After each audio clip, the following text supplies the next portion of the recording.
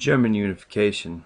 In this lecture, I want to talk a little bit about German unification, and one of the reasons for this is because Germany figures very prominently in 20th century Western history, and its unification in the 19th century is worthy of close investigation. Now, before I begin, um, or before I continue on with this lecture, I just want to take a moment to address an issue that is actually very central to understanding German unification, and that's the issue of nationalism. Now, nationalism can actually be seen in terms of identity. Sometimes it's misunderstood as being just another form of patriotism, but in terms of identity, nationalism is where one's loyalty to the nation supersedes other forms of identification. In other words, people see themselves as, well, in the case of Germany, they see themselves as German, not as a particular person or even as part of a family or part of a religious group. They are part of that nation first.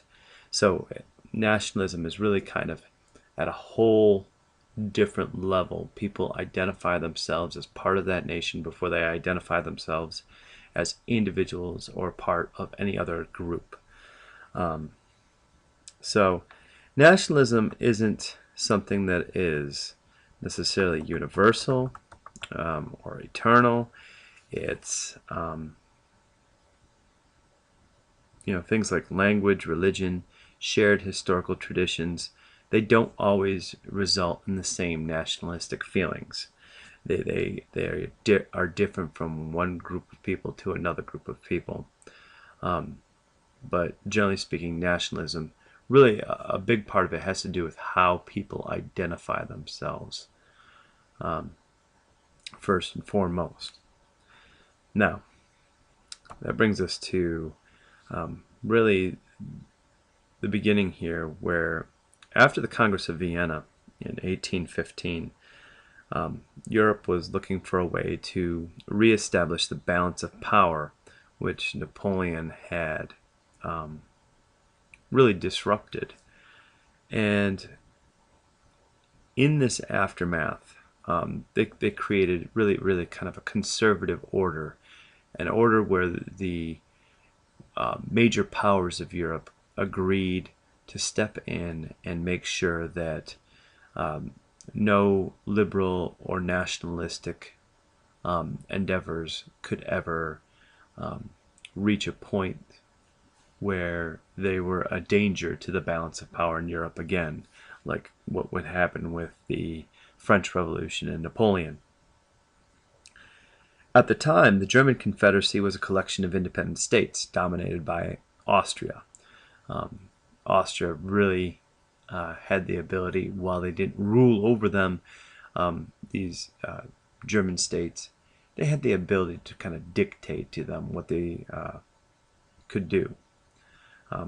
Now, Prussia was the largest German state, but it was limited in action by Austria. Austria really kind of pulled the strings when it came to what the Prussians could and could not do. And this is a big or a major element of Prince von Metternich's system, which preserved conservatism, the idea of there's a ruling order, and there's just a whole general order of society, and that there are certain major powers in Europe, and then there are minor powers, and everybody has their place. And the way things are now are the way they have been in the past, and they're like that because they've worked like that. And they actively persecuted liberalism. They fought against freedom of the press, freedom of speech. They wanted to crush any type of liberal movements that erupted into revolutions that might disrupt the balance of power. Again, the French Revolution was a liberal revolution. It was a revolution where people initially they were fighting for their rights. when they rose up against King Louis, what they were doing was they were attempting to gain rights for the Third Estate. They fought for those rights. They fought for equality. They fought for free speech. They fought for freedom of religion. They fought for those things.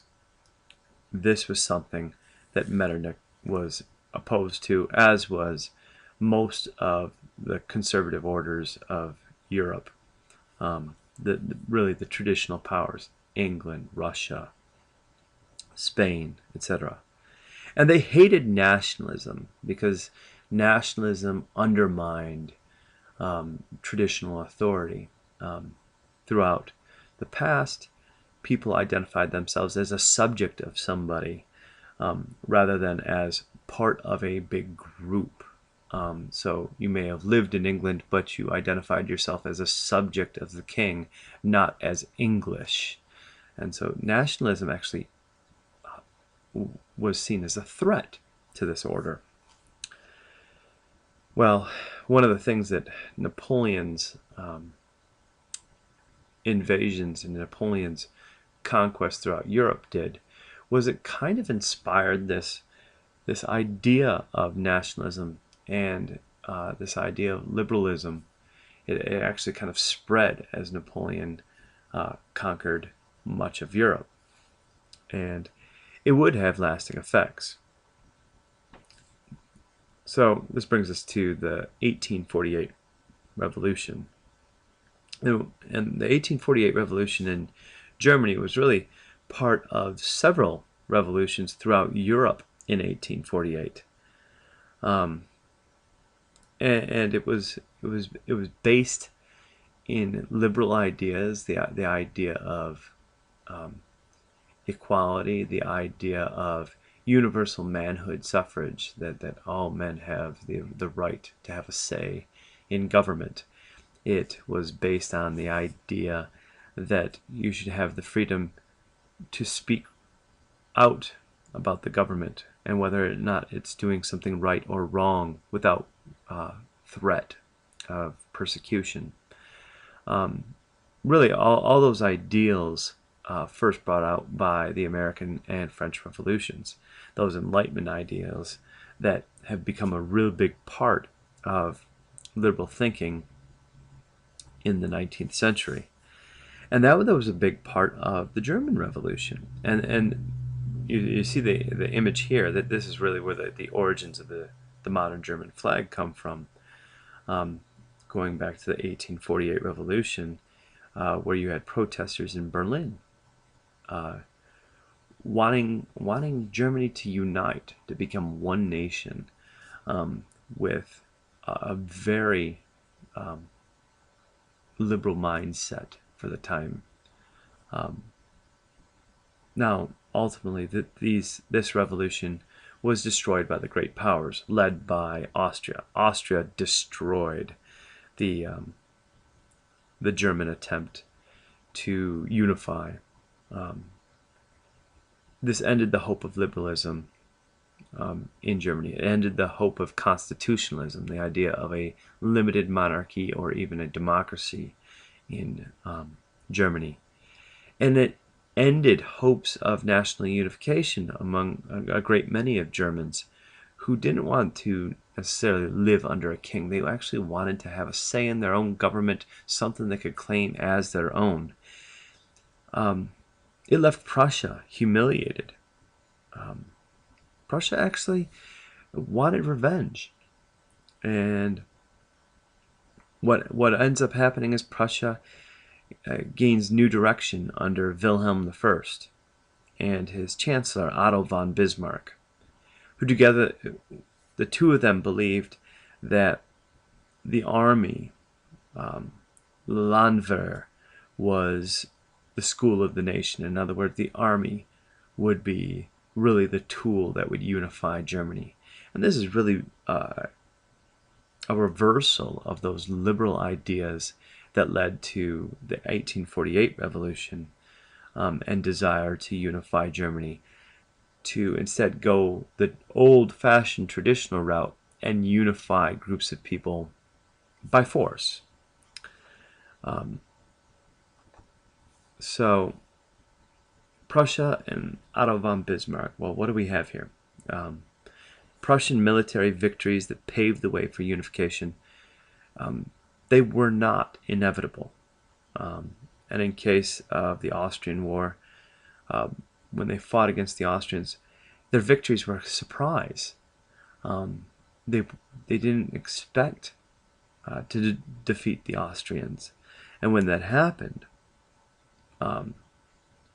really the tide starts turning in their favor. Germany essentially gets united through what's known as blood and iron. Really old-fashioned military brute strength. And of course, also industry plays a role as well. Conservatism and militarism were married up with nationalism. So they turn away from the liberal mindset of the nationalistic impulse of the 1848 revolution. They keep that nationalistic impulse, but they drop it in favor of more traditional militaristic approach, where they are also led by a dominant leader. Bismarck himself actually provoked 3 wars that swelled German pride. 3 wars that ended up being successful. The first 2 fought against Austria, which they won, and as I said, they even were surprised by their victories. And then the third war was against the French in 1870. And when they fought that war within a matter of weeks, they were able to conquer, well, really force France into a situation where they were occupied. Northern France was occupied. And they even had captured Napoleon III.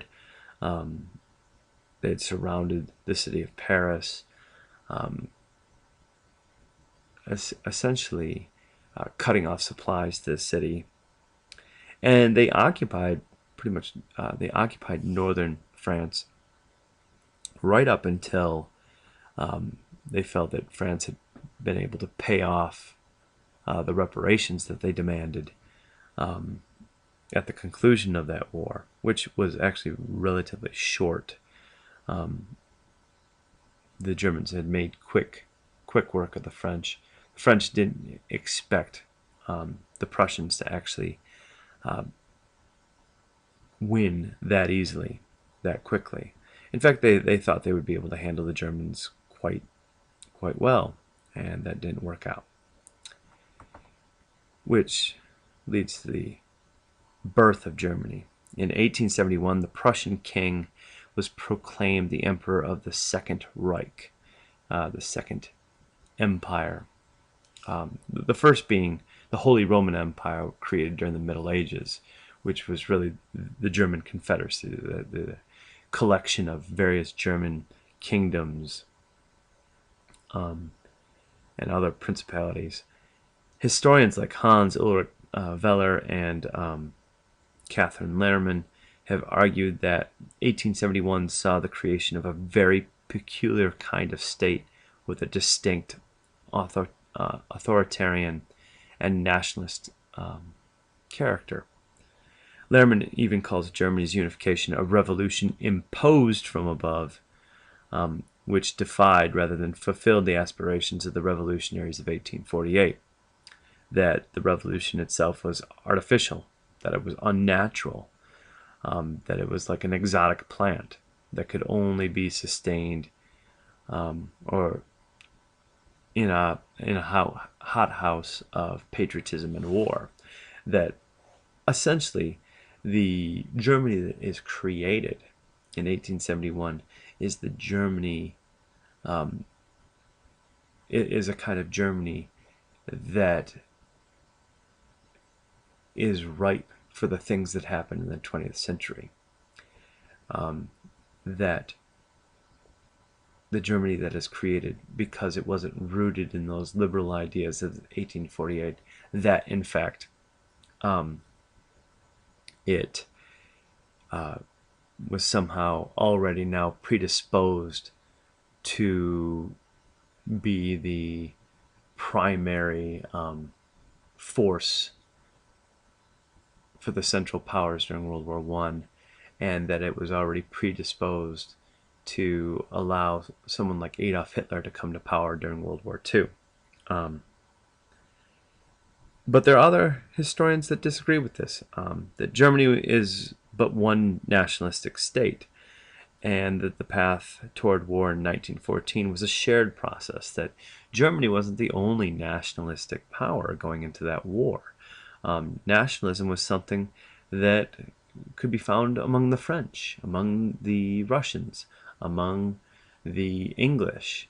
And the French in particular, after the Franco-Prussian War, had plotted because the Prussians had actually taken the territory of Alsace-Lorraine, which had French and German-speaking people in it, and that the French had plotted for 40 years to take that land back because they had been wronged by Germany.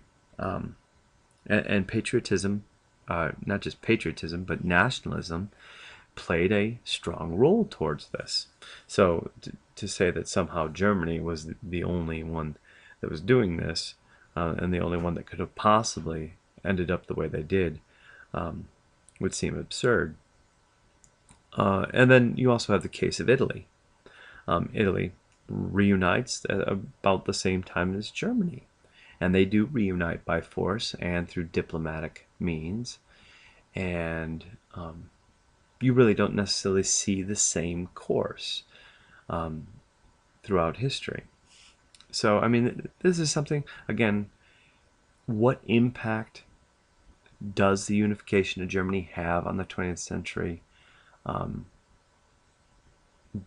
Does it matter that Germany unifies under Kaiser Wilhelm I and Otto von Bismarck, rather than through the efforts of the 1848 revolutionaries? Again, that is something up for debate, but those are some questions to think about. If you have any additional questions for this lecture, please feel free to ask them, and I'll try to get back to you on those questions in a timely manner.